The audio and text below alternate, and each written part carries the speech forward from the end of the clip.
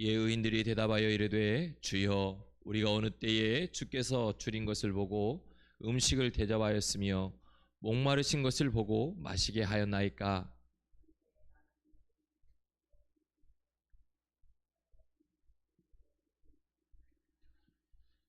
어느 때에 병드신 것이나 옥에 갇힌 것을 보고 가서 배웠나이까 하리니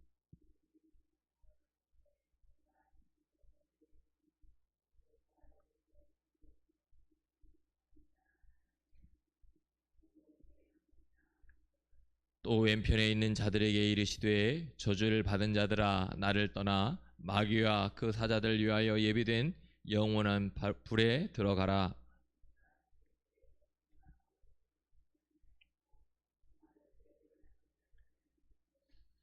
나그네 되었을 때에 영접하지 아니하였고 헐벗을 때에 옷 입히지 아니하였고 병들었을 때와 옥에 갇혔을 때에 돌보지 아니하였느니라 하시니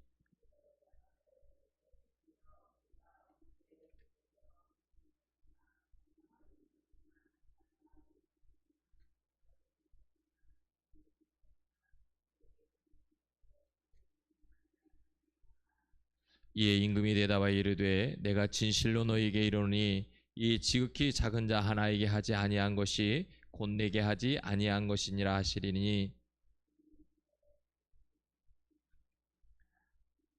아멘. 오늘 마태복음 25장에서 마지막 심판의 모습을 비유하고 있습니다. 믿는 사람과 믿지 않는 사람의 모습도 있지만 오늘 말씀을 보면 예수님과 함께 이야기 나누는 양과 염소의 모습을 보면서 교회 안에서도 진정한 하나님의 사람과 그렇지 않은 모습을 이야기하고 있습니다. 다시기면 우리가 교회 안에 있지만 다 하나님을 믿고 있다고 하지 않는 겁니다. 오늘 저나 우리 스스로에게 물어야 합니다. 나는 진짜 하나님을 믿고 있는가? 많은 그리스도인들이 예수님을 믿지 않을 때가 훨씬 더 많다는 거예요. 믿지 않기 때문에 우리의 삶 속에 늘 하나님을 향한 의심이 되어져 가고 있다는 거죠. 그래서 오늘 말씀을 통해 우리가 정말 하나님을 믿는 모습이 어떤 모습인지, 그래서 그것을 통해 하나님 앞에 섰을 때 어떤 모습으로 가야 하는지에 대해서 말씀하고 있습니다. 오늘 본문은 어떻게 보면 길기도 하고 어떻게 보면 짧지만 이 구절 안에 읽다 보면 긴장된 모습이 있습니다. 그리고 그리스도인의 삶의 본질이 뭔지에 대해서 말씀하고 있습니다. 왜냐하면 예수님이 어떤 분인지를 우리에게 분명히 말씀하면서 우리가 그리스도인으로서의 우리의 삶의 본질이 무엇인지를 분명하게 이야기하고 싶고, 그것이 주님 앞에 섰을 때에, 우리가 심판대 앞에 섰을 때에 그것을 분명히 기억하신다는 겁니다. 그것이 뭐냐면 이웃을 섬기는 사랑이라고 말씀합니다. 그래서 하나님 나라의 기준이 이웃을 섬기는 사랑이라고 말씀하고 있습니다. 예수님은 단순히 믿음을 고백하는 자가 아닌 사랑을 실천하는 자를 하나님 나라에 들어갈 수 있다라고 선언하고 있습니다. 우리는 이제 고난주간을 보내고 있습니다. 우리는 예수님의 십자가 사랑을 묵상하고 있는 거죠. 예수님이 이 고난주간에 예루살렘에 입성하는 그 환호성을 받으면서도 예수님의 마음은 어땠을까? 많은 사람들이 호산나 다윗의 자손이여 외치고 외쳤지만 예수님의 마음은 어땠을까요? 오늘 저나 여러분이 예수님이라고 하면 그 많은 환호성을 쳤을 때 어땠을 것 같습니까? 예수님은 이미 본인이 십자가를 지기 위해서 예루살렘에 입성한다고 하는 것을 이미 알고 있었어요. 그러면 그 많은 사람의 환호성이 귀에 들렸지만 예수님의 마음은 아팠겠죠. 그렇기 때문에 예수님이 마지막에 기도하시잖아요. 주님, 아버지여, 이 잔을 내게서 할 수만 있거든 옮겨주옵소서. 그게 예루살렘에 입성할 때 많은 사람들이 호산나 다윗의 자손이 외치고 반기고 막 찬양하고 그랬음에도 불구하고 예수님의 심정은 여전히 그런 마음이 아니었을까요? 그것이 바로 사랑입니다. 사랑은 죽을 걸 알면서도 가는 거예요. 부모가 그렇잖아요. 알면서도 사랑하니까 가는 거예요. 그놈이 알든 모르든 몰라도 알아도 사랑하기 때문에 묵묵히 그 길을 가는 거잖아요. 예수님도 우리에게 그 예수님의 그 십자가 사랑을 우리에게 말씀하고 있어요. 그러면서 우리에게 이 사랑을 실천으로 전환하라는 거예요. 우리도. 그러니까 오늘 말씀을 통해서 우리가 어떤 모습으로 주님 앞에 서야 되는지를 분명히 말씀하고 있는데, 첫 번째는 작은 자를 섬기는 것이 곧 예수님을 섬기는 거다라고 말씀해요. 35절 36절에 보면 예수님께서 오른편에 선자들에게 말씀하죠. 이렇게 말씀합니다.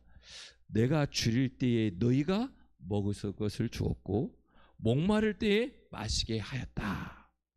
여기서 예수님은 내가라고 말씀하지 않습니다. 실제로 우리가 쉽게 지나치던 사람들, 배고프고 병들고 나그네 되고 옥에 갇힌 사람들을 이야기하고 있는 거예요. 그러니까 예수님은요, 지금 그들과 자신을 뭐하고 있는 거예요? 동일시하고 있다는 거예요. 오늘 저나 여러분의 주위에 많은 이런 분, 작은 자들이 있을 겁니다. 그들과 같은 동일한 모습을 이야기하면서 그들을 향한 행동이 곧 예수님 자신을 향한 사랑의 표현이다 라고 말씀해요. 그러니까 우리는 사랑의 종교예요. 근데 우리는 착각을 해요. 사랑하면 모든 것이 다 용납된다고 생각해요. 그런데 예수님도 사랑했죠. 그럼 예수님은 다 용납했나요? 아니에요. 잘못된 것은 분명히 잘못됐다라고 이야기하잖아요. 그런데 우리가 잘못된 것을 잘못됐다라고 이야기하면 어떻게 하죠? 사랑이라며 싹 감싸줘야지. 사랑이라며 감싸줘야지 라고 이야기합니다.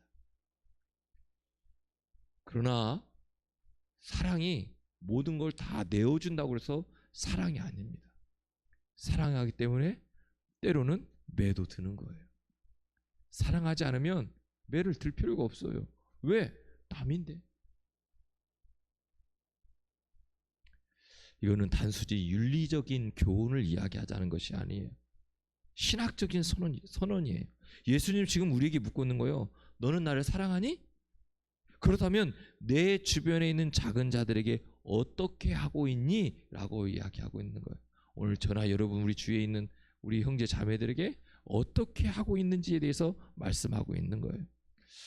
그래서 웨슬리 목사님은 이렇게 말해요.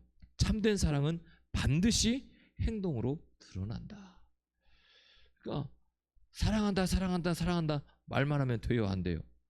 그거 어떻게 해야 돼요? 그렇죠? 남자들이 잘 되진 않지만 설거지도 좀 해주고 빨래도 좀 해주고 뭔가를 조금 해줘야 돼요. 조금이라도 뭘 해줘야 되는 거예요. 그러니까 사랑은 자꾸 뭐로 나타나냐면 행동으로 나타나야 된다는 거예요. 그러니까 말만 해서는 사랑이 아니라는 거예요. 진짜 사랑하면 행동으로 나타난다는 거죠. 그래서 작은 행동 하나에도 주님은 주목하고 있다는 거예요. 우리 곁에 지친 성도, 외로운 모습, 낯선 방문자, 또 여러 사람들의 모습들이 있을 때 우리가 그들을 정말 예수님의 사랑으로 받아들이냐는 거예요. 다시 얘기하면 우리 교회에 우리가 예배드리고 있는데 뭐 새 가족이 올 수도 있고 우리 교회 방문해서 올 수도 있고 지나가다 예배드리러 올 수도 있고, 그럴 때 그 사람들이 우리 교회에 딱 들어와서 어떤 마음을 가져야 될까요? 어떤 마음이 들어야 될까요? 야, 이 교회는 사랑이 있구나. 아, 이 교회는 참 따뜻하구나 라는 마음이 들어야 되는데, 그렇지 않고 딱 왔는데 냉 하면 오고 싶다가도 안 오는 거죠. 그러니까 사랑은요, 우리에게 그런 얘기를 하는 거예요. 지금 밖에 있는 이야기, 다른 사람들, 성도들, 뭐 믿지 않는 사람들 이야기도 하지만 우리에게 그 얘기하는 거예요. 지금 내 주위에 있는 같이 함께하고 있는 성도들의 모습과 또 우리 교회에 오는 많은 사람들, 이들이 느꼈을 때, 왔을 때 어떤 마음을 느끼고 어떤 모습을 보여질까, 이것이 중요하다는 거죠.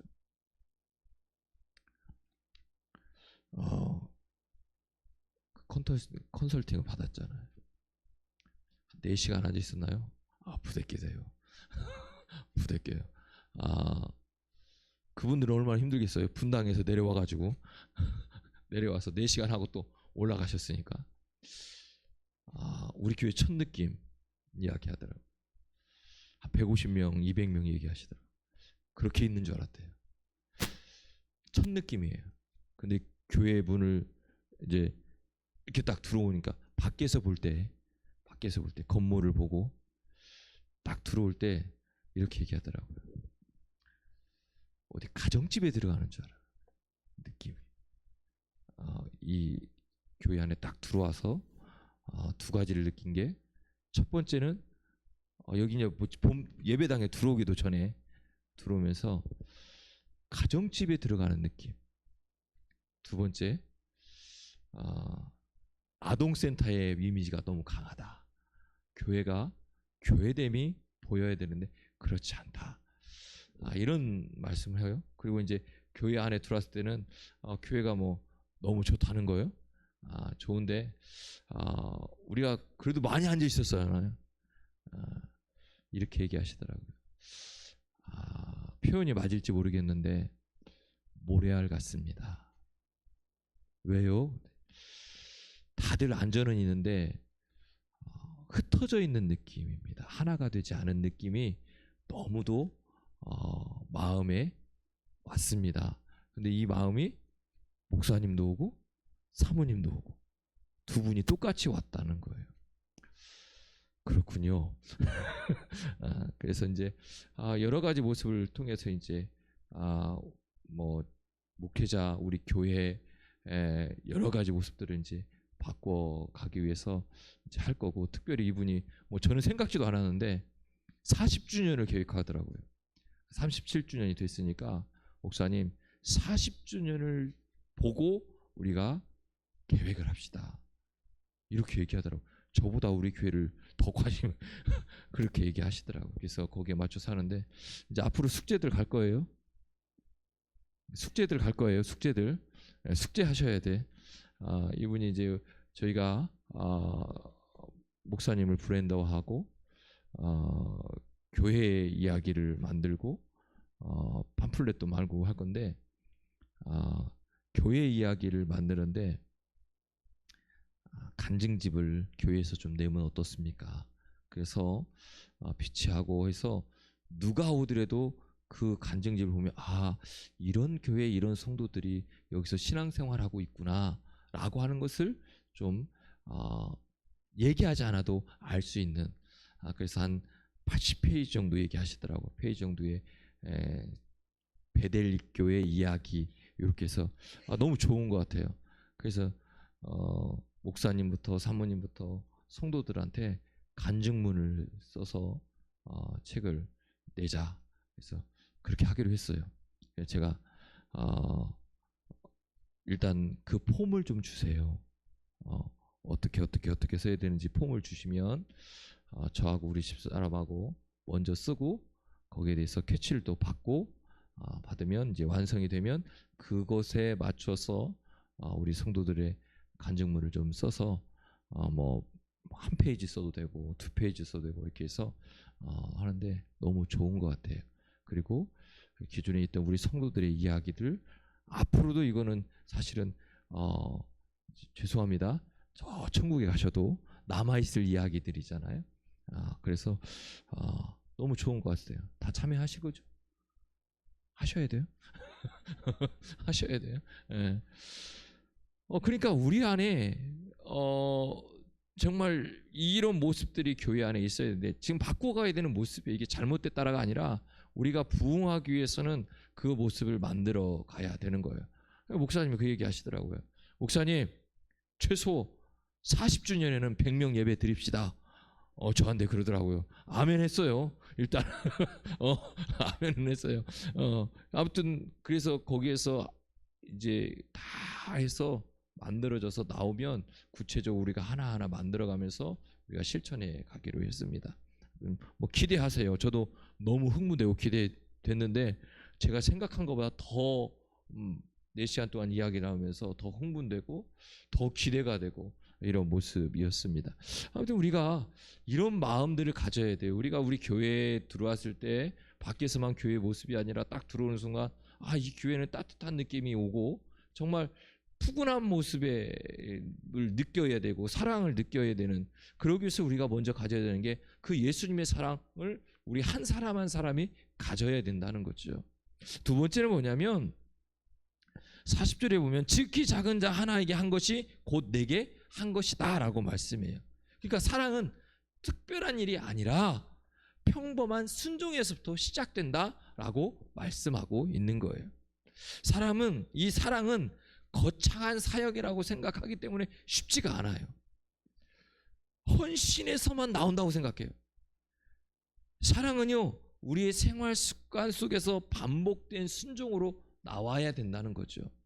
그래서 우리가 처음에 여기 했던 게 뭐냐면 사랑의 쌀떡, 기억하세요? 쌀떡. 그때는 그래도 풀어오는 사람도 있었고, 근데 어느 순간부터 이제 쌀 필요한 사람들이 없더라고요.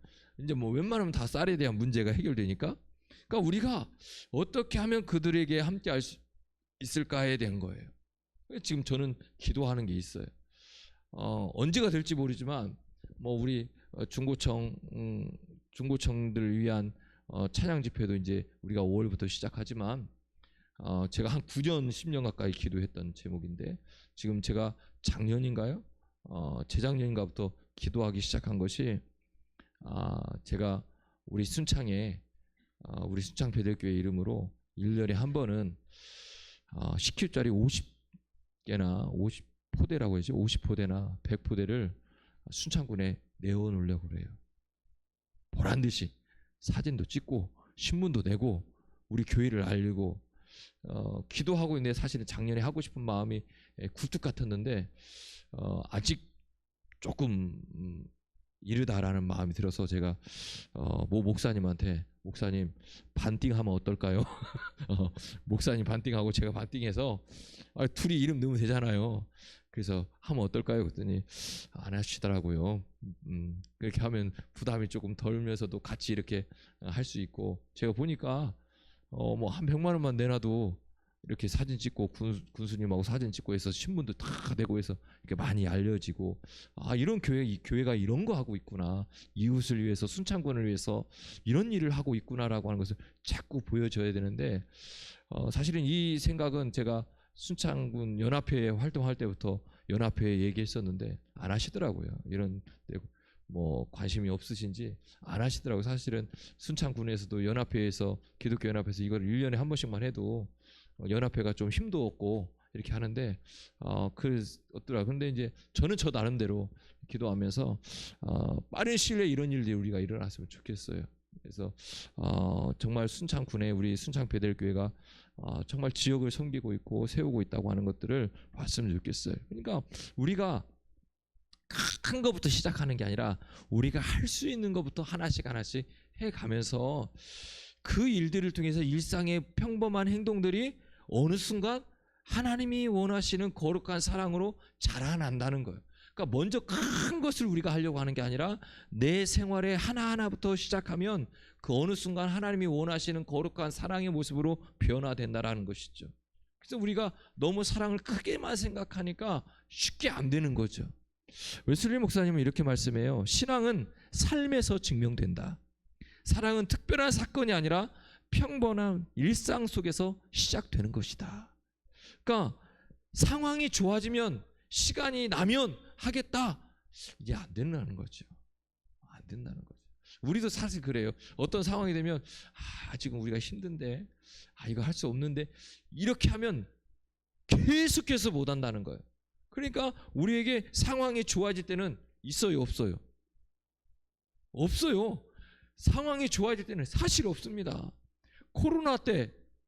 코로나만 지나가면 얼마나 좋다고 생각했어요. 코로나 때보다 지금이 더 힘들다고 그래요. 그러니까 상황이 좋아지는 게 아니라 내 마음과 생각이 달라지지 않는 거예요. 그러니까 상황이 좋아지면 시간이 나면 되는 게 아니라 우리는 하나님께 먼저 우리의 삶을 드려야 되는 게 중요하다는 거예요. 예수님 지금 여기서 내가 할 수 있는 가능한 것부터 시작하라는 거예요. 우리 순창 베델교회가 우리 성도 한 사람 한 사람이 내가 할 수 있는 것, 할 수 있는 그것 하나부터 시작하면 된다고 말씀하고 있어요. 세 번째는 뭐냐면 섬김은 하나님께 드리는 영적 예배다라고 말씀해요. 45절에 46절에 보니까 왼편의 선자들에게 책망을 하거든요. 이렇게 책망해요. 지극히 작은 자에게 하지 아니한 것이 곧 내게 하지 않은 것이다. 충격적이잖아요. 단순히 안 한 것인데 안 한 것이 뭐라는 거예요? 죄다라고 말씀하고 있는 거예요. 그것이 심판의 기준이다라고 말씀하고 있는 거예요. 그러니까 하지 않는 것도 죄라는 거예요. 그러니까 우리가 마음에 감동이 주고 때가 됐을 때 그때 하지 않은 것은 죄라는 거예요. 왜냐하면 하나님은 할 수 있으니까 감동을 주셨다는 거예요. 그런데 우리가 생각할 때 할 수 없는 거지, 하나님은 그 할 수 없지만 그 상황 속에 그 감동을 주고선 그것을 통해서 하나님이 뭐 하길 원하는 거예요? 일하길 원하시는 거예요. 내가 하나를 드리길 원하는데 내가 하나님 이게 전부인데요? 아니 먹을 것도 없는데요? 이거 먹고 우리 아들하고 죽으려고 그랬는데요? 그런데 그걸 달라고 하면 돼요? 그런데 드리고 나니까 뭐라고 그래요? 야, 다 갖고 와. 이웃에서도 빌려고 다 길러와. 그러니까 뭐죠? 상상을 초월한 기름들이 차고 넘치잖아요. 만약 나 이거 먹고 죽으려고 그랬는데 이걸 달라고 하면 뭐합니까? 미쳤습니까? 안 돼요. 이거라도 먹고 때깔 좋게라도 죽고 싶어요. 그랬다라면 이런 기적과 은혜를 못 누리는 거예요. 왜 그러면 우리가 하나님의 은혜와 기적을 못 누릴까? 바로 여기에 있는 거예요.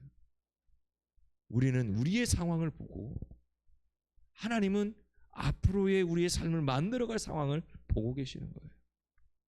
그러니까 우리가 하지 않는 것도 죄라는 거예요. 더 깊은 의미에서는 예수님은 이 섬김의 행위를 예배의 행위로 보고 계신다는 거예요.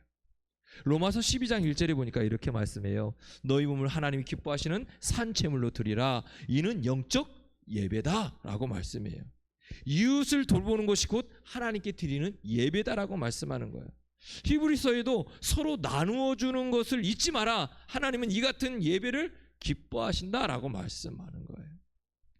그래서 예배는 주일날, 수요일날 새벽에 뭐 이렇게 드리는 것만이 아니라 우리의 일상 전체를 드리는 삶이 예배다라고 말씀하고 있는 거죠.